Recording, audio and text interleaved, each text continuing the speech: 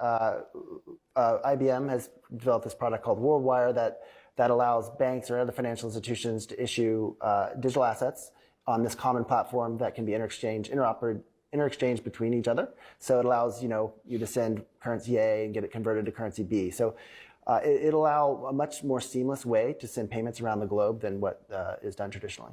Okay, great. And what does that mean for the U.S. market specifically? I know that it's going to be your operation endpoint at some time, but what does that mean?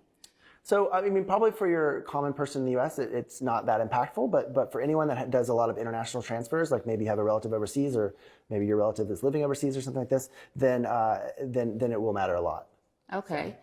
So it has been in the news recently that Facebook is looking at introducing its own stablecoin. So what is your view on stablecoins and tokens and how they will affect financial services? Yeah, I mean, I definitely like the term fiat token a lot better than stablecoin because there's a lot of different currencies in the world and maybe they're not all so stable. I like that. Yeah, so I think definitely the future will be this world where people are using digital representations of value, whether it's fiat currencies or gold or shares or bonds, anything. It should all be kind of tokenized.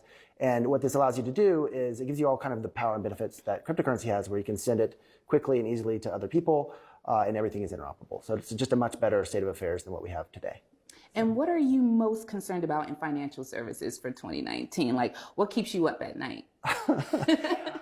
So our big challenge is actually creating this network, and IBM is a great partner in that regard, because what they're doing is bringing a whole coalition of people together in one swoop, rather than try to just do it one off. Because none of these attempts really work if you just have one or two players. You really need a lot of participants to start to see the benefits of an open network like Stellar.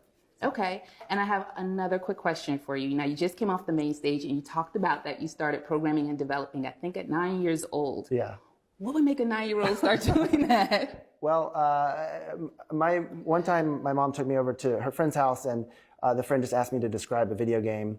And this is back in the days when video games were very simple. So I described one, and then I came back a few weeks later, and then he showed it to me that he had made, and that just blew my mind. And after I realized that it was